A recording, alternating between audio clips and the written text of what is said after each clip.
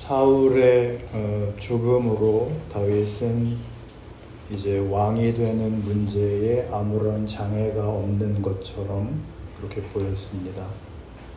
그런데 이상하게 오늘 본문에서 보듯이 다윗은 즉시 왕위에 앉지 못하고 사울의 아들, 이름이 뭐였죠?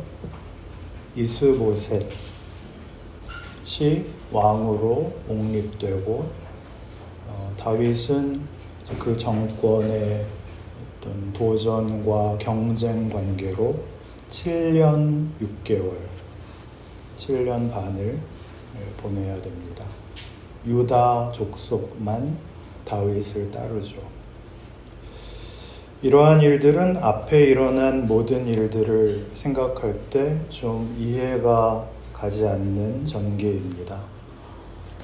하나님이 세우시고 인정하신 다윗이 왕이 되는 과정에 왜 이렇게 우여곡절이 많은가? 왜 착착 순리대로 형통하지 않은가? 라는 문제를 좀 짚어봐야 됩니다. 왜냐하면 우리 성도들이 겪는 현실이 그와 똑같기 때문입니다. 그렇죠? 나는 하나님을 믿고 있는데 뭔가가 시원치 않고 내 맘대로 되는 건 하나도 없고 하나님은 내 기도를 들으시는 것 같지도 않고 반대로 예수 믿지도 않는 저 왼수는 늘 형통한가? 그게 우리가 궁금한 부분이고 우리의 인생이 믿고 사는 우리의 인생이 우리의 기대하는 바와 다르다라는 것은 사실 성경 속에서 이미 그 주제를 이렇게 다루고 있는데 우리가 잘못 읽고 있다. 그렇게 깨우치게 하는 일이기도 합니다. 사울은 오래전에 이미 사무엘상 15장에서 폐위됩니다. 순종이 제사보다 낫고 듣는 것이 수양의 기름보다 낫습니다. 라는 소리를 들었던 것처럼 당신이 하나님의 말씀을 순종하지 않았기 때문에 하나님이 왕을 버렸습니다. 라고 사무엘이 선언을 하죠. 그러나 그러고도 그 정권은 꽤 오랜 시간을 가고 그리고 오늘 사무엘하 2장에 와서는 사울이 죽은 후에도 그 자식에게까지 이어지고 있습니다. 7년 6개월 너무 길다 이거죠. 사무엘상 16장에서는 다윗이 기름 부음을 받습니다. 다윗을 이제 왕으로 세운다는 표시죠. 그리고 사무엘상 17장에서 그 유명한 골리앗을 물리치는 사건이 나옵니다. 24장에서 자기를 죽이려는 사울을 살려주고 26장에서 한 번 더 사울을 살려줍니다. 그리고 사울의 죽음을 애통해야 합니다. 그래서 사무엘하 1장에서 지난 시간에 본 본문은 그의 슬픈 노래, 사울의 죽음으로 인하여 다윗이 부르는 애가였습니다. 위대한 용사의 죽음으로 사울의 죽음을 조상하죠. 그리고도 아직 왕이 되지 못합니다. 아직도 더 기다려야 되고 뭔가 우리 흔히 얘기하듯 형통하지 못하는 것 같은 이게 뭐냐 하는 것입니다. 다윗은 특별한 사람인데도 불구하고 우리가 겪는 것과 방불한 그런 인생을 살아야 된다는 것이 얼핏 우리 생각에 쉽게 납득이 되지가 않습니다. 다윗의 생애 전체를 보면 다윗은 사울 왕과의 대조 속에서 사울이 인간이 최선을 다해서 얻는 것은 결국 사망이고 실패라 하는 것을 보이고 있다면 다윗은 하나님만이 주실 수 있는 것으로 명예, 승리, 그리고 은혜를 드러냅니다.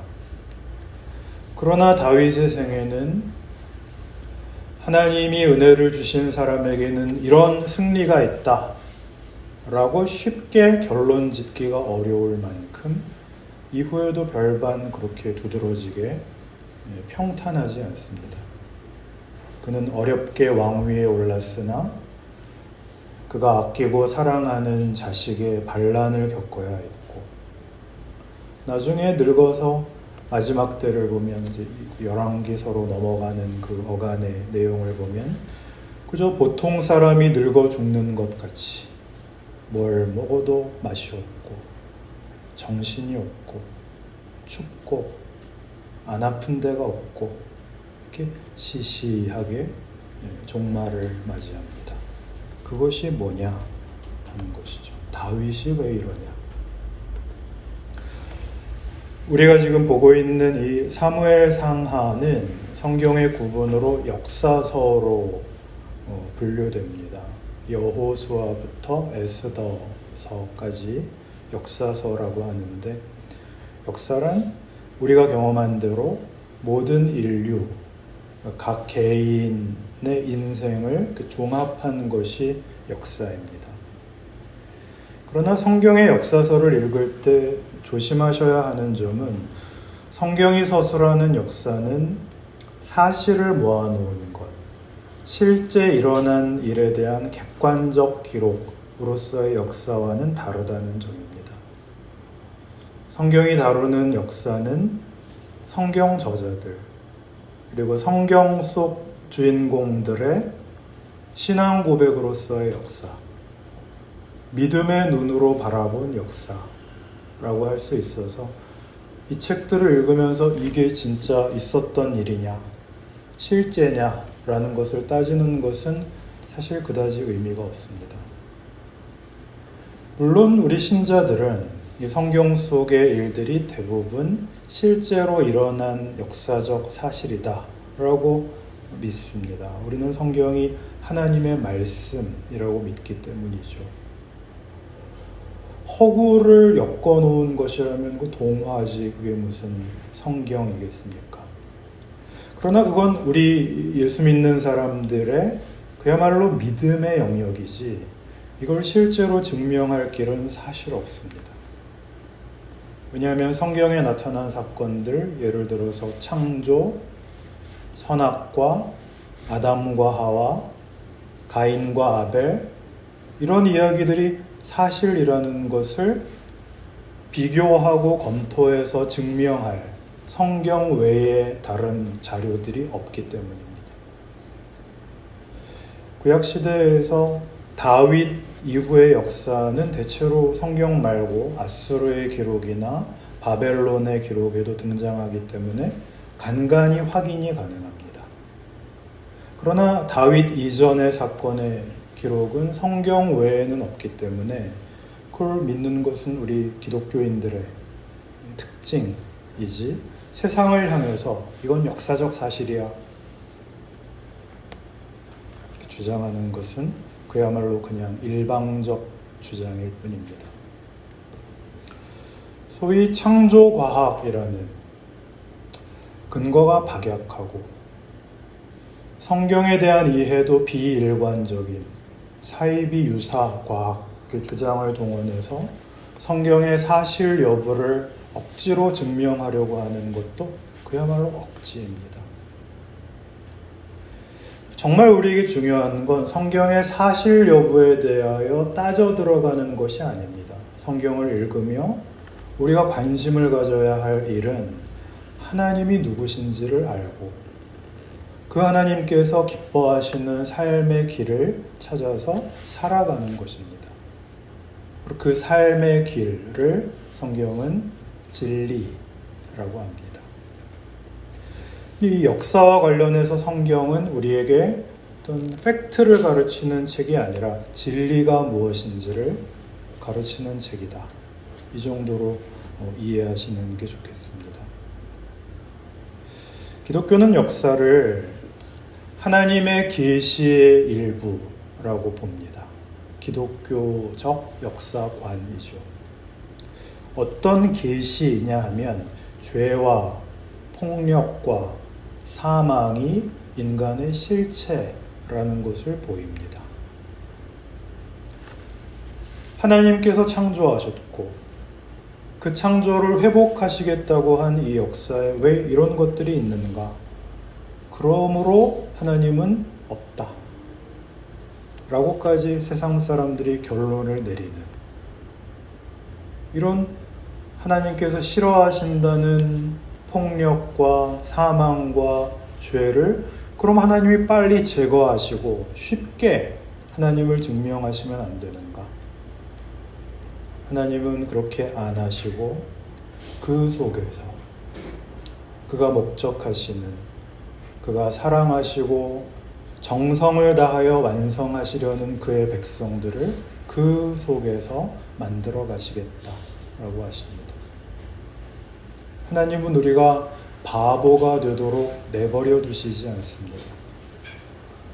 아무런 고통이 없고 생각이 없는 그런 존재를 만들려고 하는 것이 아니라 우리를 이렇게 복을 담는 예쁜 상자가 아니라 우리가 복이 되게 하시려고, 우리가 생각하고 확인하고 항복하기를 원하십니다.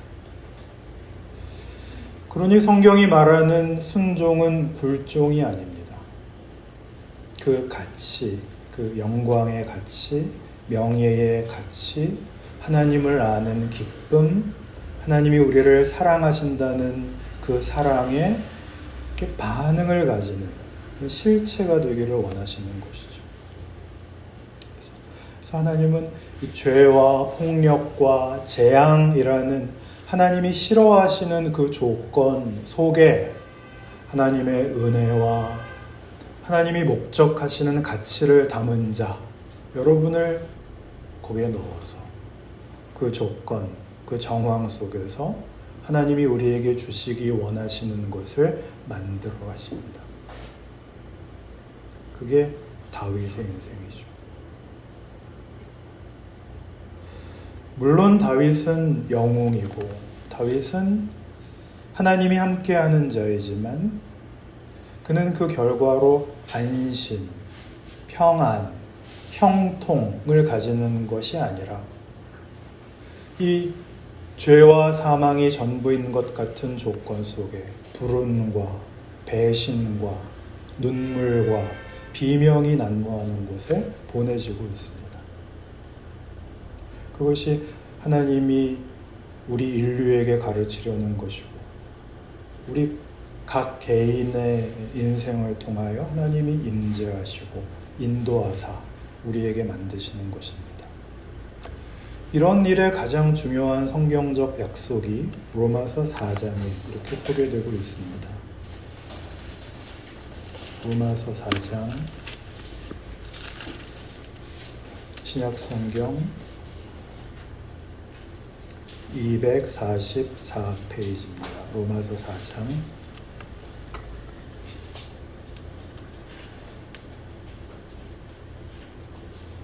6절부터 보시면 사도 바울이 믿음과 은혜를 설명하는 일에 다윗의 말을 이제 어떻게 인용하고 있는지를 한번 잘 보시기 바랍니다. 6절 일한 것이 없이 하나님께 의로 여기심을 받는 사람의 복에 대하여 다윗이 말한 바, 일한 것이 없이 하나님께 의로 여기심을 받는다는 것은 무슨 얘기인가 하면은 은혜로 받는다 뜻입니다. 은혜와 율법을 비교하고 있는 것이죠. 다윗이 시편 32편에서 이 말을 했다라는 것이죠. 7절 불법이 사함을 받고 죄가 가리어짐을 받는 사람들은 복이 있고 주께서 그 죄를 인정하지 아니하실 사람은 복이 있도다 함과 같으니라. 그런즉 이 복이 할례자에게냐 혹은 무할례자에게도냐 무릇 우리가 말하기를 아브라함에게는 그 믿음이 의로 여겨졌다 하노라. 할례자와 무할례자라는 표현도 성경에서 대표적으로 율법과 은혜를 비교하는 표현으로 쓰이고 있습니다. 그러니까 아브라함이 하나님께 믿음으로 의롭다함을 인정받은 것은 할례, 즉 율법이 적용되기 전이었다. 그런 말이죠. 10절. 그런즉 그것이 어떻게 여겨졌느냐? 할례시냐 무할례시냐? 할례시가 아니요 무할례시니라. 그가 할례의 표를 받은 것은 무할례시의 믿음으로 된 의를 인친 것이니 이는 무할례자로서 믿는 모든 자의 조상이 되어 그들도 의로 여기심을 얻게 하려 하심이라. 또한 할례자의 조상이 되었나니 곧 할례 받을 자에게뿐 아니라 우리 조상 아브라함이 무할례시에 가졌던 믿음의 자취를 따르는 자들에게도 그러하니라. 아브라함이나 그 후손에게 세상의 상속자가 되리라고 하신 언약은 율법으로 말미암은 것이 아니요 오직 믿음의 의로 말미암은 것이니라. 만일 율법에 속한 자들이 상속자이면 믿음은 헛것이 되고 약속은 파기되었느니라. 율법은 진노를 이루게 하나니 율법이 없는 곳에는 범법도 없느니라. 그러므로 상속자가 되는 그것이 은혜에 속하기 위하여 믿음으로 되나니 이는 그 약속을 그 모든 후손에게 굳게 하려 하심이라. 율법에 속한 자에게 뿐만 아니라 아브라함의 믿음에 속한 자에게도 그러하니 아브라함은 우리 모든 사람의 조상이라. 이 말씀에 근거해서 모든 신자들이 아브라함을 믿음의 조상이라고 그럽니다. 아브라함은 모두가 안 믿을 때 혼자 믿은 사람이 아닙니다. 그는 하나님이 일하시는, 하나님이 목적하시는 그 복을 증언하기 위하여 이방으로 끌려 나오는 사람입니다. 이 일을 위하여 고향, 친척, 아버지 집을 떠나서 끌려 나오게 되죠. 그는 복입니다. 창세기 12장 2절에 너는 복이 될지라. 그를 보고 다 무엇이 복인지를 보게 되는 사람입니다. 그래서 그는 더 많은 사람을 만나야 됩니다. 하나님의 복을 증언하기 위하여 그는 평생을 이방에서 나그네로 살아야 됩니다. 다윗이 말한 것 같이 그게 은혜인 것은 하나님이 우리에게 정하신 우리의 운명이라는 것은 율법에 의한 것이 아니라 은혜에 속한 것이다. 율법에 근거하면 우리의 운명은 인과율의 논리대로 따지자면 우리는 실패한다. 우리가 실수하면, 우리가 틀리면 그럼 끝난다. 그러나 이거는 은혜에 속하였기 때문에 실패할 수 없다. 그것이 아브라함과 다윗의 생애가 증언하는 역사적 증언이라는 것입니다. 그러니 오늘 우리가 우리 인생을 살면서 신자된 가장 큰 이 시험, 왜 하나님은 내 정성에, 내 헌신에 답을 하시지 않는가? 예수 믿고 사는 인생이 왜 이렇게 별 볼 일이 없는가?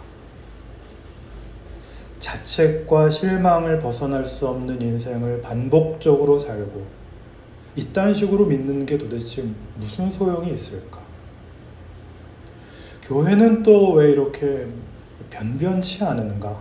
더 많이 모이고 더 열심히 뭘 하고 구역 식구들이랑 사진도 찍고 그래야 되는 것 아닐까? 라고 할 때 이 문제에 대하여 성경은 그렇지 않다라고 얘기하는 것이죠.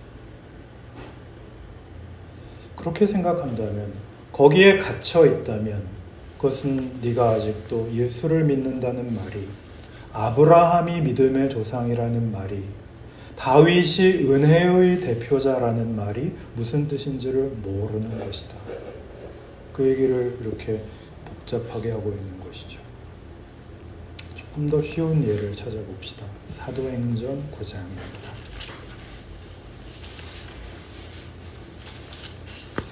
사도행전 9장은 우리 소위 말하는 바울의 그 유명한 회심 장면입니다. 사도행전 9장 13절부터 봅시다. 13절부터 16절까지를 한번 같이 읽죠. 시작.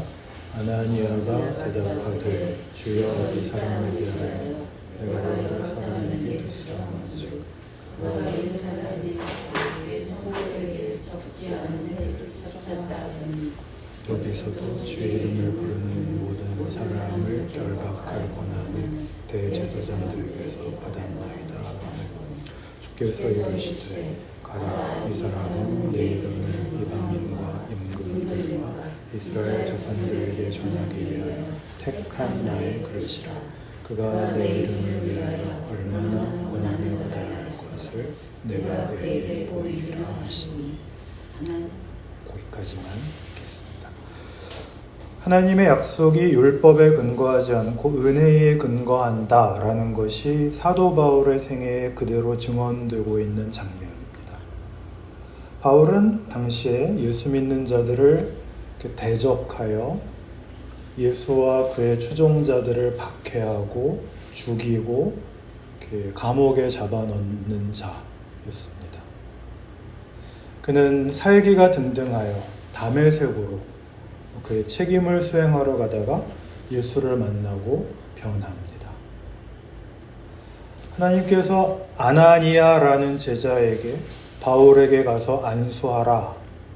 그러니까 아나니아가 못합니다. 그러죠. 그는 우리의 원수입니다. 아니다. 그는 내가 택한 나의 그릇이다. 라고 말씀하십니다. 하나님이 택하셨으면 택한 사람다워야죠.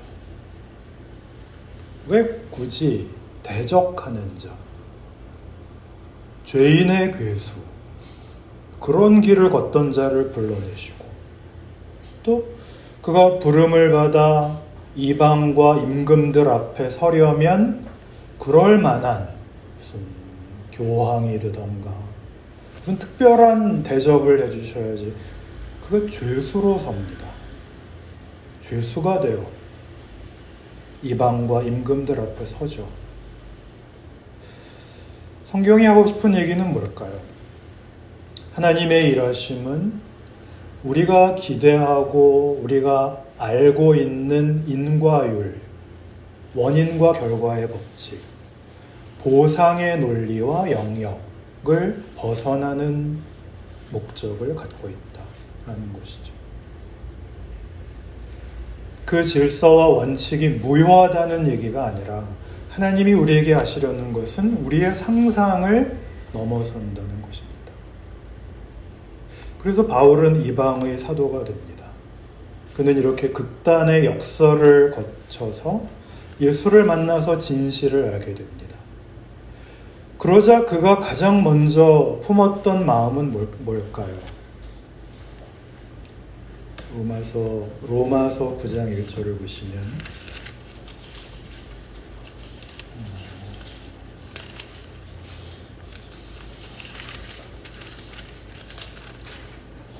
그는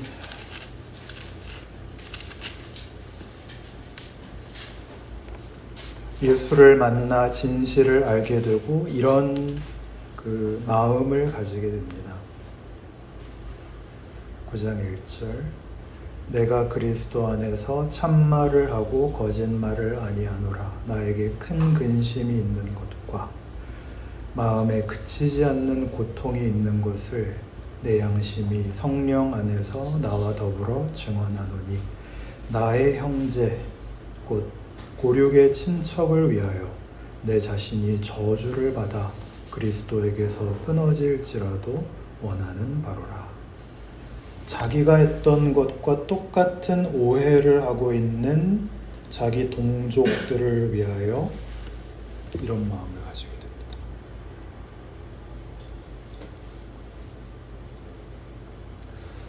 지난주에 그 수양회를 마무리하면서 권사님께서 저에게 목사님이 한 말씀 하시라고 목사님이 교인들에게 바라는 점이 있으시면 한 말씀 하시라고 물어봐 주셔서 제가 참 감사했는데요. 제가 한 번도 그런 질문을 받아본 경험이 없어서 조금 당황해서 그날은 얘기를 못했지만 이제 특별히 여러분 교우님들께 이렇게 말씀을 드린다면 어떨까요? 우리 이제 오랜 세월을 같이 하셨는데 여러분 이제 우리 더 이상 헤매지 말고 평생 의리를 지킵시다. 잘잘못으로 이렇게 마음이 왔다 갔다 하지 말고 무조건 의리를 지킵시다. 이렇게 말씀을 드리면 아마 대부분이 다 동의하실 겁니다. 한 10분 정도 빼고 나머지는 다 동의하실 겁니다. 예, 그럼 이제 더 중요한 부탁을 하나 드리겠습니다. 우리 지옥도 같이 갑시다.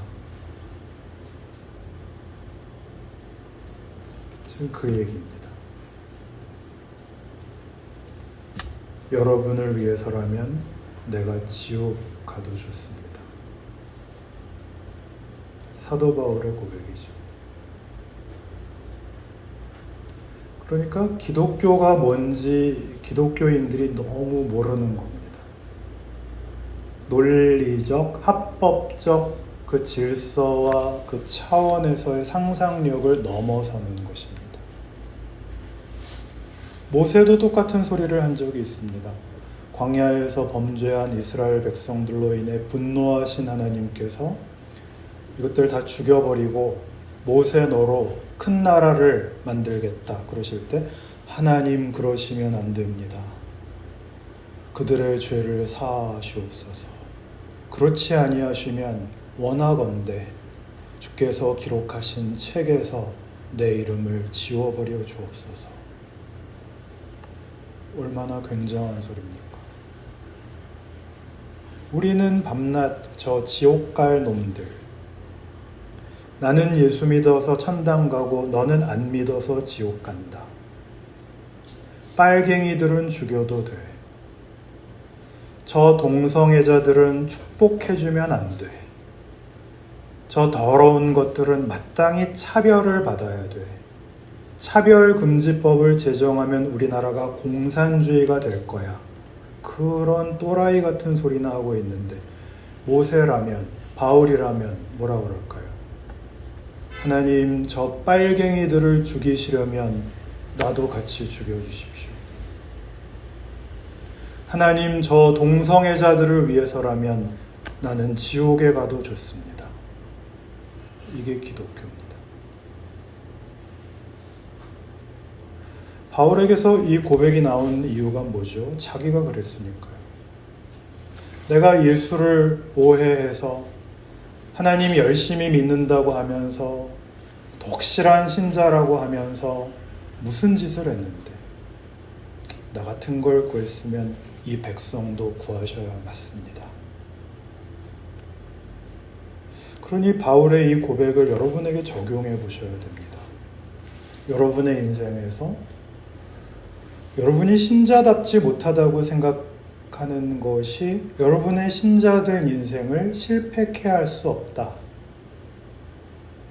얘기로 받아들이지 못한다면 여러분은 아직도 기독교가 뭔지를 모르시는 것입니다.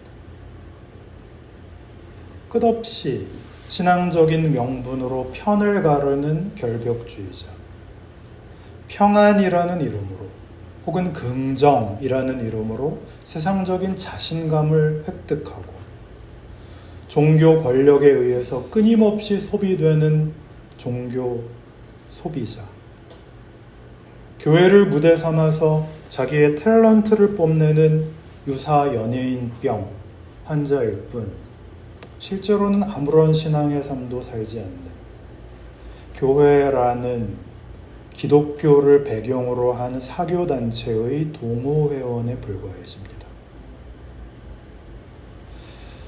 신자가 된다는 것은 아무것도 아닌 자리에서의 한마디,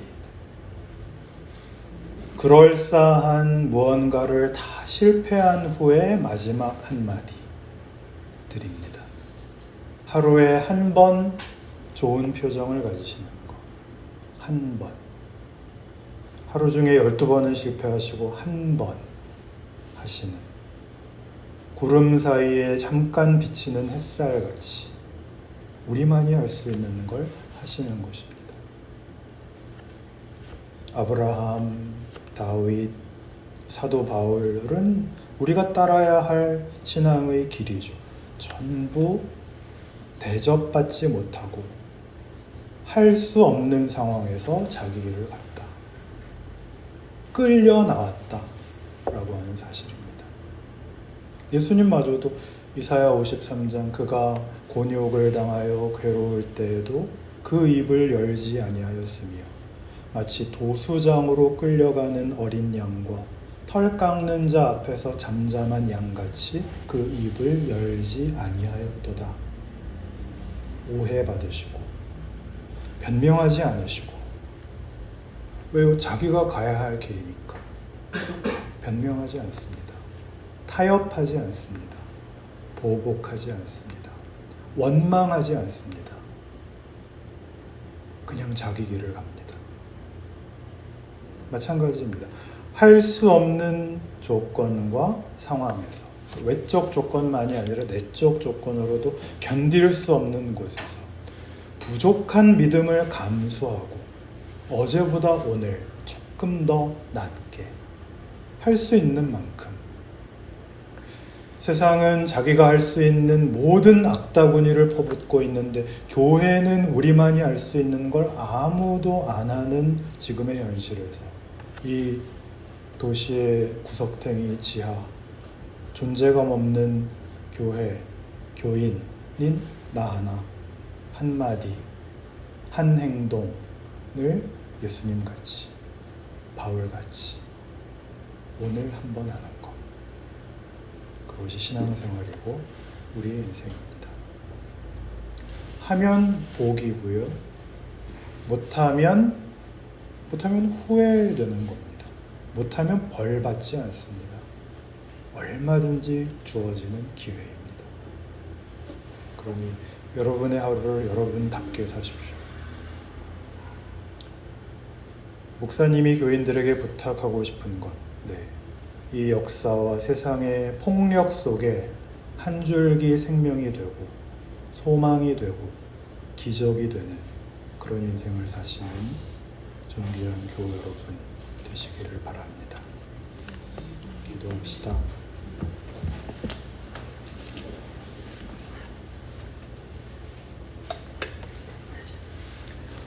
하나님 아버지, 우리의 신앙은 매일의 일상으로 열려 있습니다. 우리가 입을 열어야 하고, 웃어야 하고, 손을 내밀어야 하고, 환대하고, 격려해야 됩니다. 힘을 가질 필요도 없고, 누구의 도움을 받을 필요도 없습니다. 주께서 주신 권세입니다. 그 길을 살게 하셔서 우리 자신과 우리가 속한 사회와 시대 앞에 하나님의 임재를, 하나님의 복을 증언하게 하여 주옵소서. 예수님 이름으로 기도합니다. 아멘.